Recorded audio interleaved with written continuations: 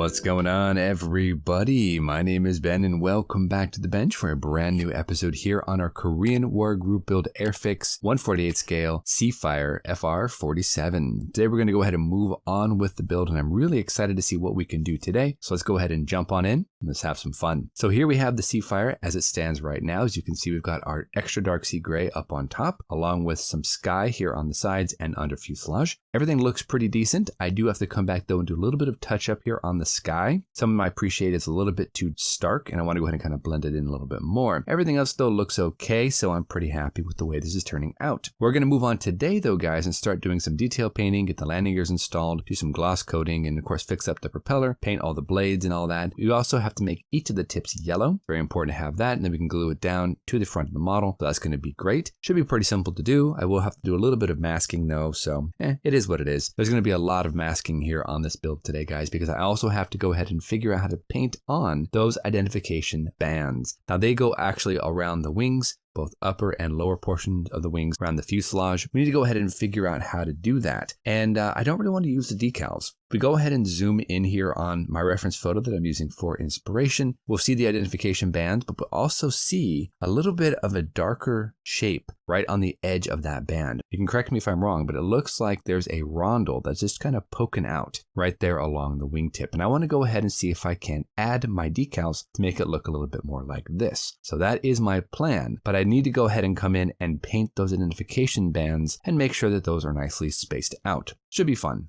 Now, in order to get all of my bands marked out and very nicely spaced, we're going to be using some 6mm Tamiya tape. Now, the width of the bands is about like 6.5, maybe 7mm. They're so close. So I'm going to go ahead and use Tamiya tape. We're going to space it out. We're going to make sure we have everything lined up. We have 3 white stripes. We have 2 black stripes. That's going to be on the wings, on the upper and lower surfaces. And then we have just 1 black stripe and 2 white stripes on the fuselage band. So there's going to be a little bit of masking, a little bit of clever painting, but I think we can do it. So this is going to be a lot of fun, and hopefully, fingers crossed, we can get these spaced out. We'll have them looking awesome. So let's go ahead and jump in here with our first time lapse. We're going to start off with our airbrushing here. I want to make sure that we get that sky color all nicely blended together, and then we're going to push on with detail painting.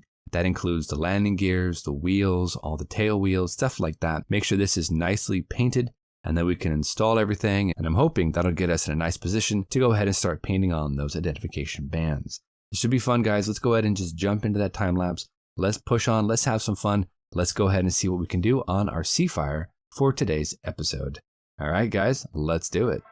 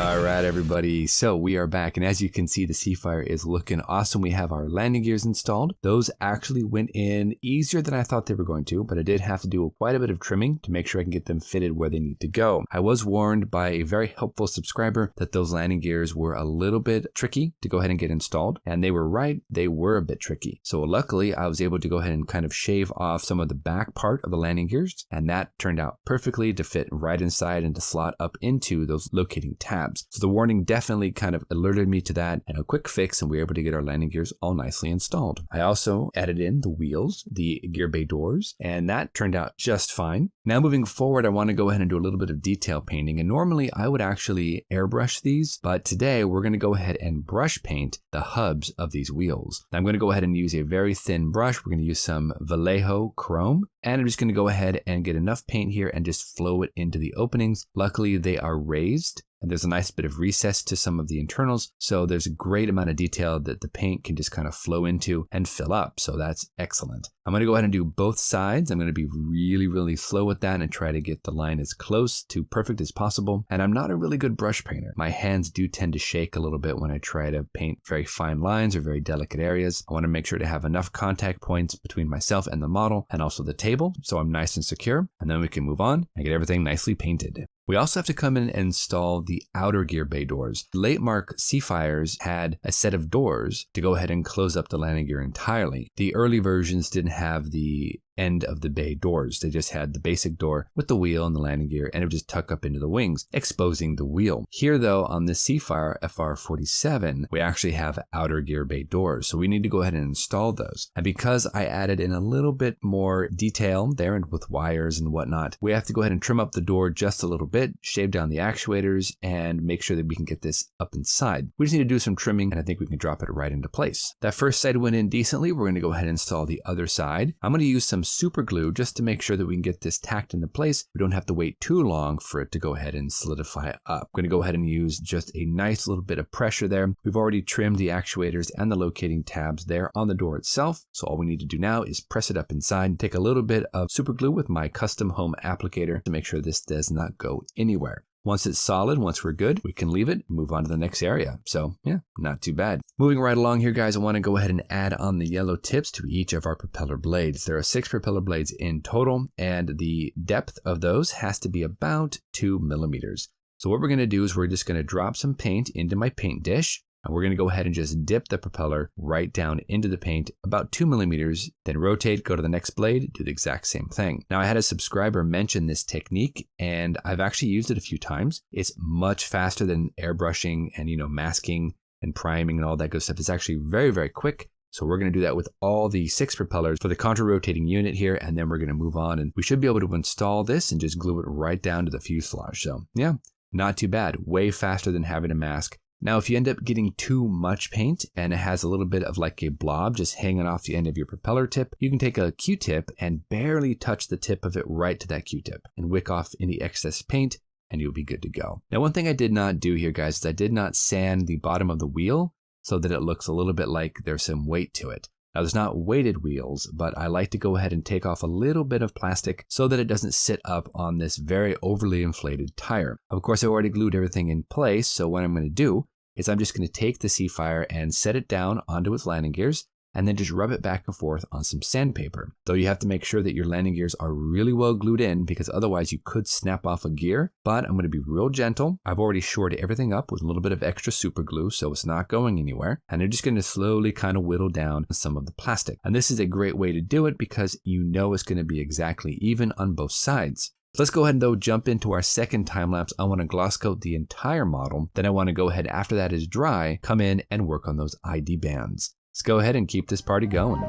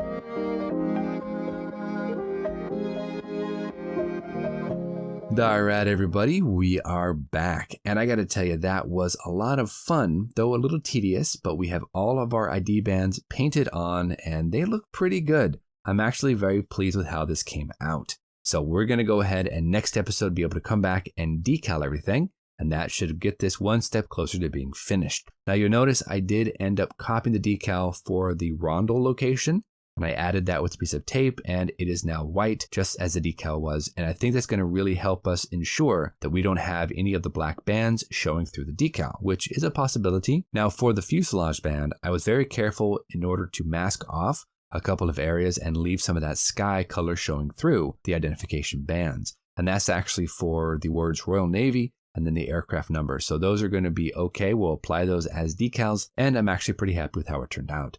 Though I will admit the bottom portion of that black stripe is actually a little wider than I wanted it to be. So it's not perfect, but I'm actually very happy with it, so we're going to leave it. I feel like if I did anything more to it, if I tried to touch it up or anything, I'd probably just screw it up. So I don't want to do it. I'm not going to run the risk. We're just going to leave it and move on with the next episode. And on the next episode, we're going to go ahead and do some gloss coating, some decaling, glue on the canopy, get everything squared away, and that's going to be a lot of fun because these decals are really going to make this aircraft pop. We're going to have red and blue, plus the white and black stripes. We have the sky and the extra dark sea gray. It's really going to be a very colorful bird to have, and I'm really excited to see how it comes together. This has been a great model, a little bit of some tough issues here and there, but for the most part, we are in the home stretch now. Just a little bit more work to do. We'll have it decaled, we'll have it weathered, and we can go ahead and call this one quits. So until our next episode, guys, you know the drill. Go out there, get yourself some bench time, have some fun, build something cool. If you like what you saw, consider subscribing. I'd really appreciate it. Maybe hit a thumbs up, drop a comment if you'd like, and we'll see you back here on episode 7 for hopefully the conclusion of our Korean War 1/48 scale Airfix Seafire FR 47. Thanks for watching, guys. Take care of yourselves, and we'll see you soon.